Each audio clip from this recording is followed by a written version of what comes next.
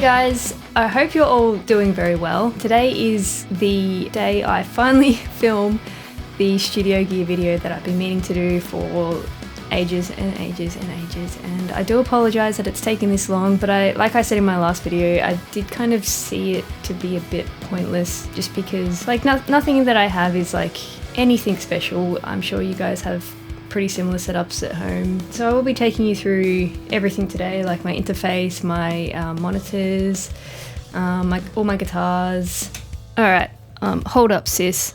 I'm just going back and editing the footage for this, and if I include my guitars in this video, it's going to be like a 20-minute video, and I don't expect any of you guys to sit through 20 minutes of me talking. Even I don't want to do that.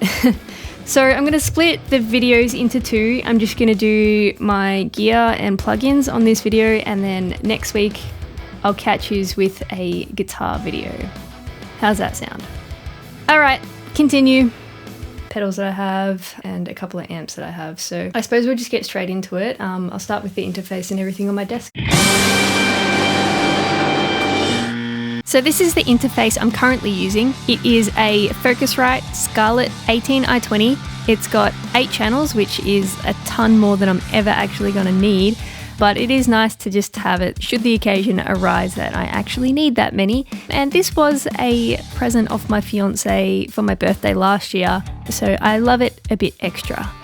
And so before I had the Scarlett interface, I had this little guy, and this guy is more than adequate for any home studio. If you're just plugging in a guitar and maybe 1 or 2 other microphones, this thing is perfect. I couldn't recommend it enough. The DIs on this thing, for their money, it's so worth it.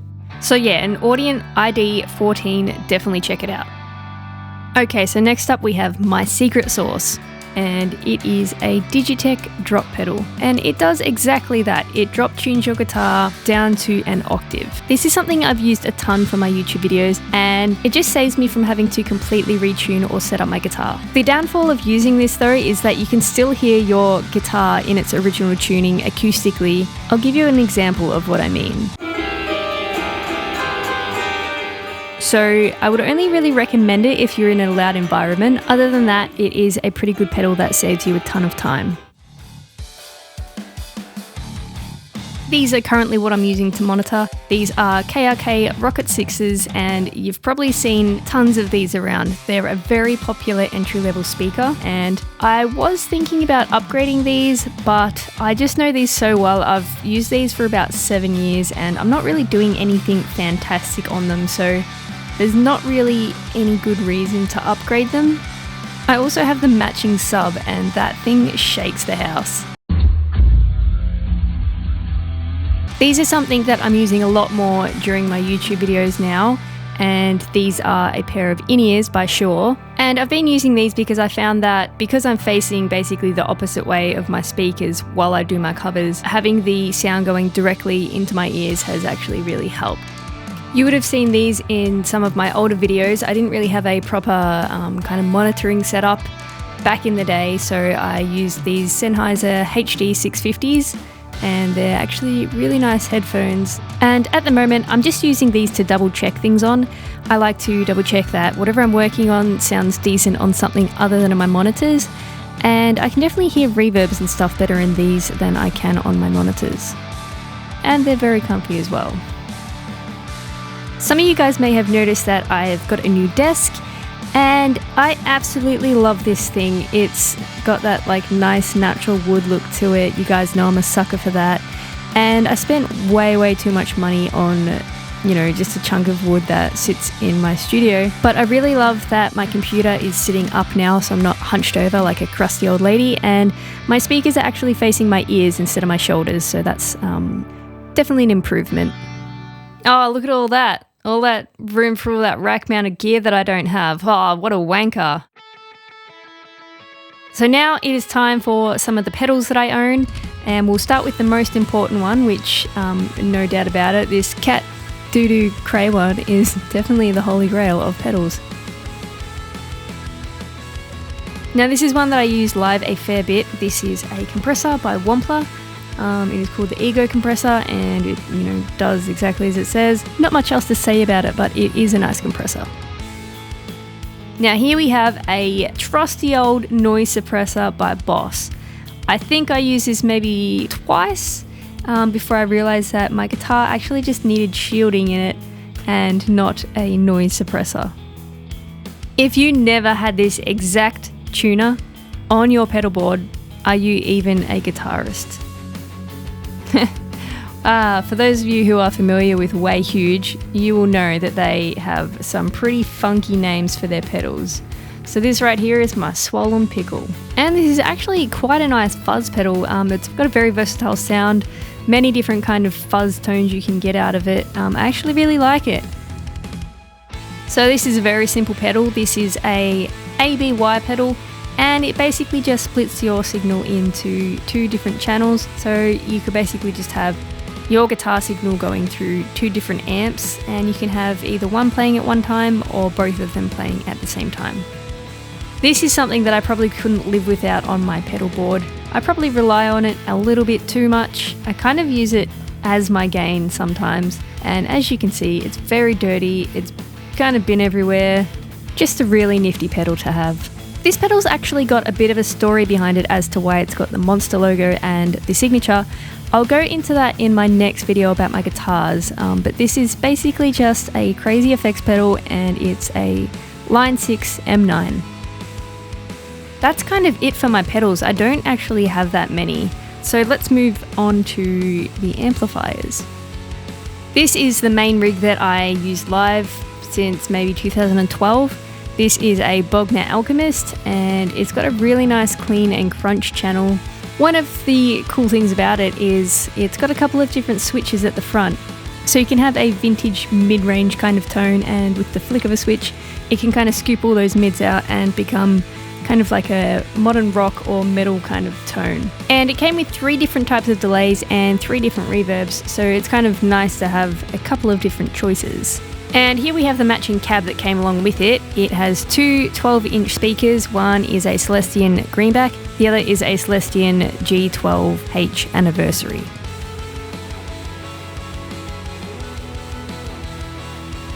So these are the strings that I'm currently stringing my Strandberg up with, and I was playing Elixirs for a very long time, but these came on the Strandberg and I tried them and I actually really liked them, so I've just continued to get them.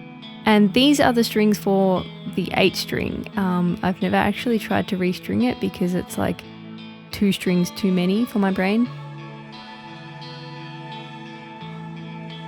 In terms of camera gear, I use a Canon 70D and I pair that with a Tamron 24 to 70mm lens. I also have this Canon 10 to 22mm lens because my Canon 70D has a crop sensor, so I just use this if I need something wider. But when you're looking at my YouTube videos, you're mainly seeing the Tamron, and that's basically it. Okay, so now it's time for the plugins, and this is probably the most important part because this is basically how I get my tones for my YouTube covers, and funnily enough, I actually nearly completely forgot about it. So, like I said, basically all my tones in my latest YouTube videos are amp sims, and this is what my signal chain looks like. And like I said with the drop pedal, it really puts me off being able to hear my own guitar still in its original tuning along with its dropped signal. So I recently bought this plugin, and it is a pitch shifter.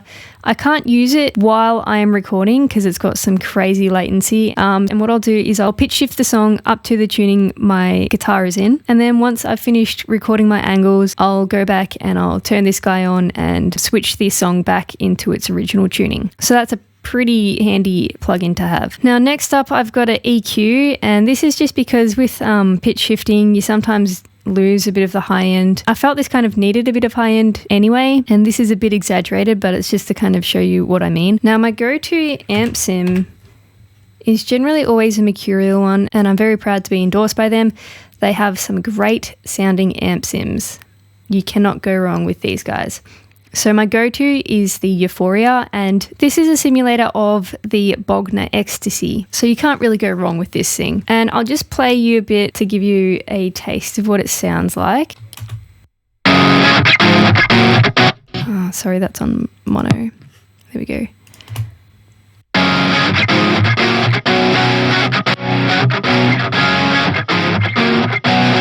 So there you go, sounds really good already. And if I really want to change the sound of it, I just go around and mess with the cabs.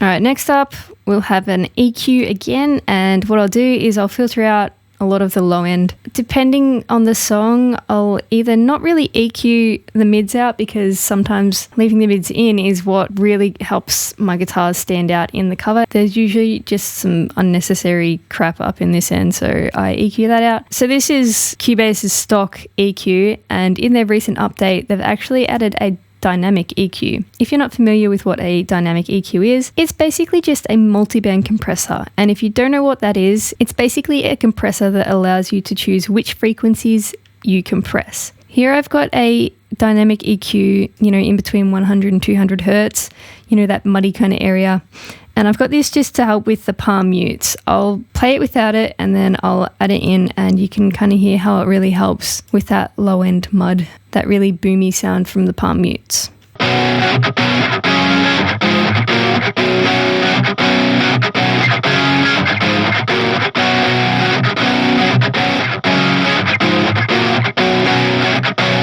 It's already a pretty tame sounding low end, but that just really helps clean up the palm mutes and stuff. Next, we have a compressor, and doing that dynamic EQ kind of helps this guy not work as hard. And this is a compressor that I've been smashing on everything recently. I really, really like the sound of this. I probably can't tell you why, though. I'm not really that smart with audio. It just sounds pretty transparent to me, so I just really like the sound of it. And I don't really have much compression on this because, it is distorted electric guitar. It's already pretty compressed, but I just have it there to add just a little bit of energy. And if I really want to glue my guitars together, say I've got lead in the left channel and rhythm in the right, and I just really want them to get all juicy together, I'll add this limiter on the end of the signal chain, and this guy can go south really quick, so you just got to be careful with him. Just use him to kind of tickle it, really, and that's actually adding a lot of volume as well.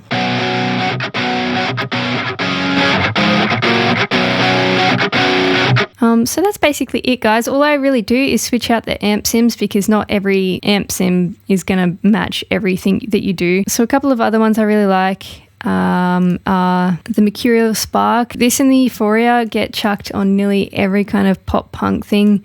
These just sound dope, and this, you get 4 different amp heads with this, and you just can't go wrong. I think this one's based on Slash's amp, and I'll give you a taste of what that sounds like.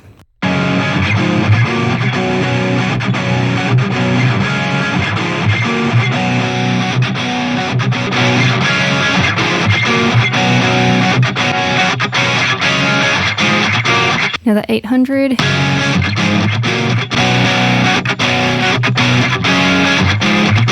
And another one that I smash on everything is the SS11X, and you'll be familiar with this if you've been on this channel for a couple of years. I've done a little walkthrough of this, and I still think this, in terms of amp sims, is definitely the best bang for your buck. You get so much out of this plugin for your money. So not only do you get 3 channels, you also get the noise gate, your overdrives, and you get a shit ton of IRs. Just that in itself is the $40 worth that you pay for this thing.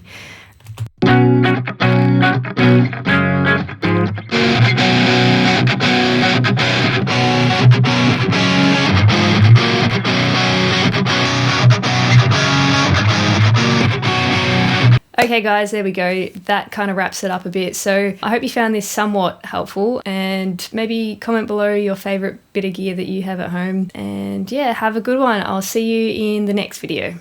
Bye.